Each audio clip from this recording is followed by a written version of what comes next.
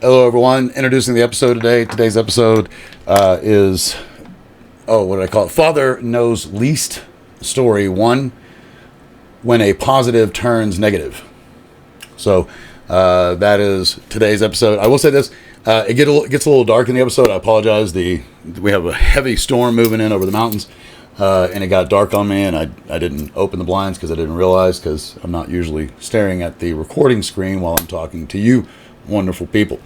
The other thing I'll say too is on the last episode, you'll notice an editing mistake.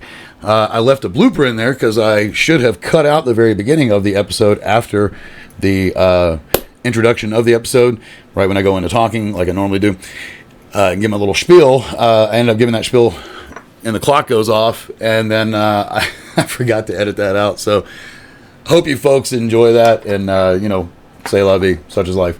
Anyway, have a great day. Enjoy the episode. Next time. Hello, everybody. Spirit of 420 here, because everything I do is so fucked up. Not because everything I do is so 420. The stories that I share are 100% factual, and I can prove it. The opinions are mine, and you can't have them, but you're more than welcome to share them. Today, I want to start off with a theory that I have, and it's probably really more one of the strange things about me, if you will. But, I've already kind of gotten to the point where I think most of you understand that what I'm doing on here is storytelling, philosophizing, or whatever that fucking word is, being a philosopher, as well as preaching, right? Preaching does not always mean, by the way, if anybody thinks that absolutely has to do with spirituality and God, it doesn't. Preaching is preaching what you believe, what you've seen, what you've come to know, right? I've always felt that I was a bit of an enigma. And what I mean by that is I've always believed multiple things when other people and most of the world always feels like there's all these issues that divide us, right? I think the only issue that divides us is, quite frankly, twats and penises. That's the only difference. And even then, most of the things are the same, but because of that one little difference, we think so much differently than women, regardless. But I digress. When you're preaching what you believe and what you know. And I have come to the reality that, at least my reality is proven to me that we not only live in a place that is by choice, we have choices every day. We make choices that change the course of our lives. That is true. So one might ask me, how can you believe then in destiny if you believe that you can change it? Well, think of it like this. We live in essentially what's a sandbox. If you don't know what a sandbox game is, my best example of that everybody knows is most likely GTA 5 at this point, with 6 just around the corner finally. I've been playing GTA for years, started playing back on 2. So, didn't start off on it, but I was around well before that game started, and playing video games, just didn't play the first one. Regardless, GTA is a sandbox game. Sandbox means you have a huge map. Just for those who do not know, you have a huge map. Many times it is still based in a square, but you have a huge map within that square area that is three-dimensional, and you can travel that free roaming and do whatever you want. Now, I bring that up because you can go and play a sandbox game, any sandbox game, and run around for essentially ever without ever driving the game forward. Because if you don't do a checkpoint and you just do all the side missions that are all around the cities, right, then you actually never drive the game forward, and you could literally play GTA 5 as a great example. You could play that game forever, the entire time you're on it, and never actually play a mission. Particularly the fact that they have GTA Online, which is not even based on the game. But even when you're playing the game, okay, take the online part out of it, because I know a lot of people are like, well, that doesn't make sense with online. Fuck online, okay? I'm talking about the campaign. In the campaign, I can go into GTA today and play forever. I can do all the missions and then start doing them again. There's always something to do, and I never have to run the campaign game part about the main character forward. Life is the same way. So if you choose, there's the choice to not do one of your checkpoints, then your game is really never moving forward the way that it was destined to move forward.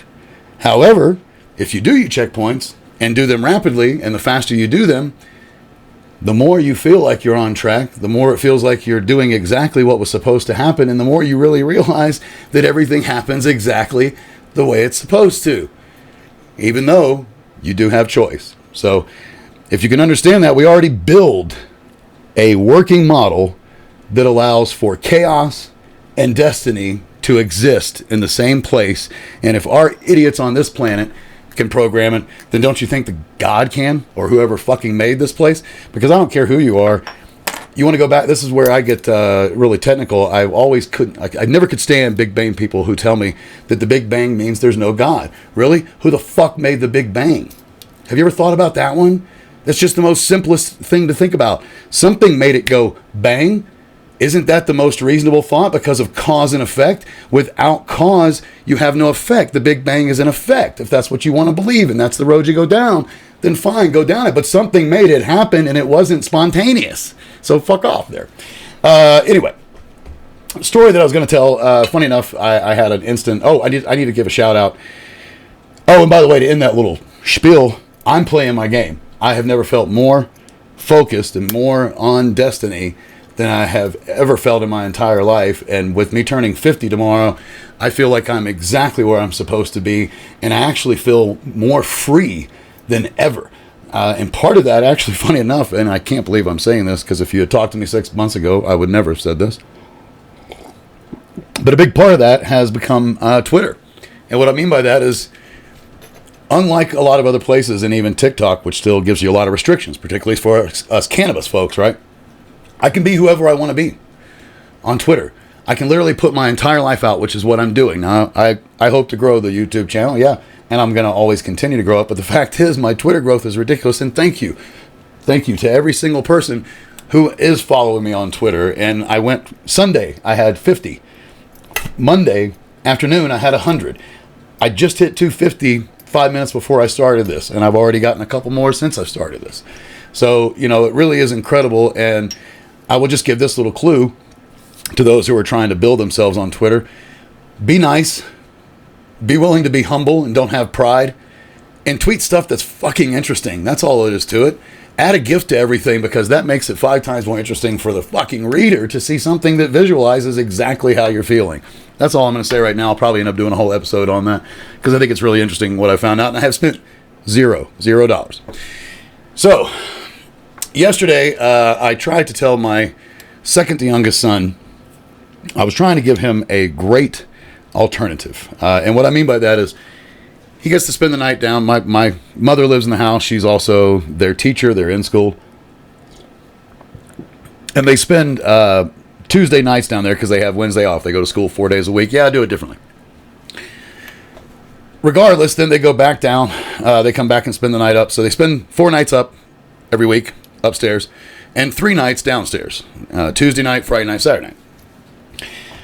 Long story short, my birthday is tomorrow. And when they're upstairs, obviously I cannot be loud and aggressive, and I really love to slam dance literally in this little tiny room that we're in. I'll probably do a tweet about it later.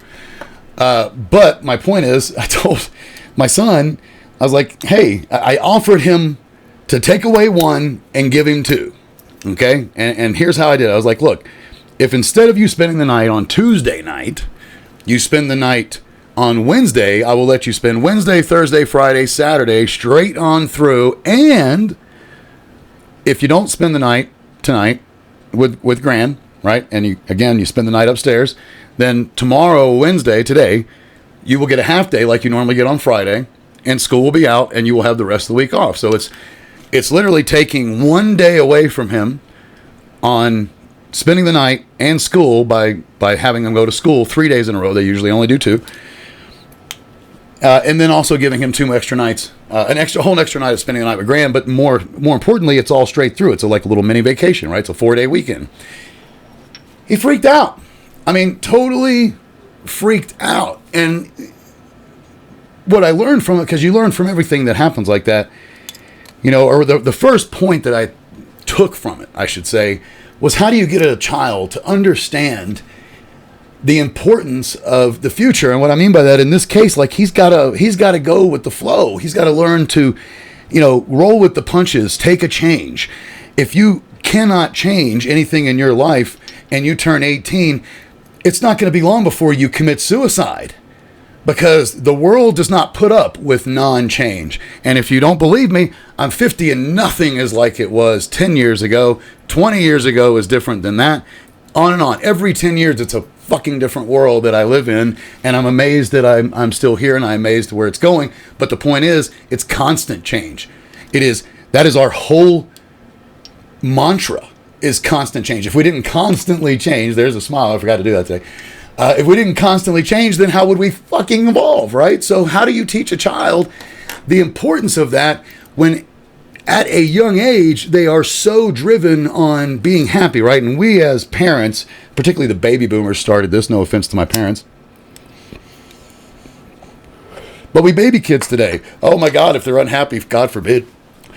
My Lord, I was unhappy probably half of my childhood. But you know what? That's only 18 fucking years. I've already been alive 32 more years beyond that, which quite frankly, what's funny is, as good as some of those years were when I was a child, when it was free doing whatever you want, you had no responsibilities, and all of that is great. I am happier and more at peace than I've ever been at 50 years old. So what does that fucking tell you? Your childhood is not where you find yourself. It's where you learn to adjust and handle this world. And if you don't learn to adjust and handle this world, as I said, the bottom line is you're going to get out there. And I think this is why we see so many 20, 21, 22-year-olds taking their lives and dying by suicide, because they don't get it. They don't understand.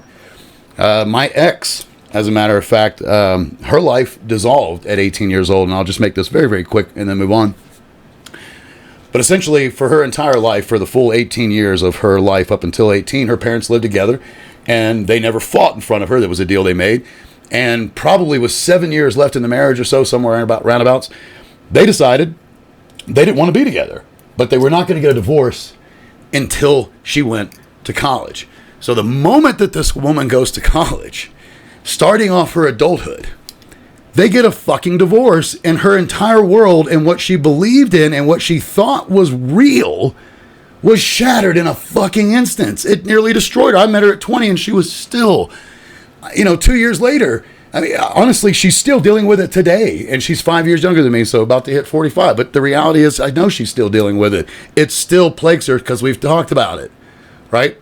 When you don't prepare a child for the real fucking world, and why do we call it the real world? Because when you're growing up, you're not growing up in the real world. You're growing up in a very sheltered bubble that your parents continue. And what I mean by that is every generation of parents, we continue to make that bubble stronger, harder, thicker, so that you don't even know what the real world is like until you actually go into it, and then it kicks your fucking ass. So, do something different, man. There's a lot of parents out there. All I got to say, man, is I could not. And I ended up putting my foot down, and I'm like, look, you have got to take a look at this. And we sat until between myself, his mother, and my mother, his grandmother, he got it. He was actually... I presented a win-win-win-win scenario for everybody, so everybody would be happy on my birthday, and he finally got it. So, so be it. Everything happens for a reason. As I said, it happens exactly the way it's supposed to. He needed that turmoil because he hasn't had enough. Don't be afraid of children going through turmoil. They have to have it. It's not PTSD if they go through a bad fucking day. Period. It's not, okay? So, get over it. Something strange about me, I was just going to talk about my shower habits. I think they're kind of funny. First of all, I use organic, real, handmade soap. I was using Dr. Squash, but they charge so much for the same soap you can get on Amazon from 100 different people that make very, very good soap at like half the price. So there's the shout out to all those Amazon folks that are making badass soap. But I have a funny little thing. They always try to tell you to get these soap savers. Dude, just use the soap down to where it's about that thin. Make the new bar that you're going to use a little wet.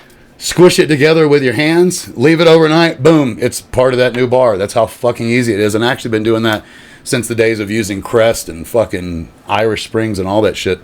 I've never, I guess I just don't like to waste even so much as a little bar because I can't stand going in someone's shower and you see that little fucking bar that's got all these cracks because it's been sitting in that fucking shower, dried up and unused for God knows how many months. Get rid of that shit, man. Come on, people.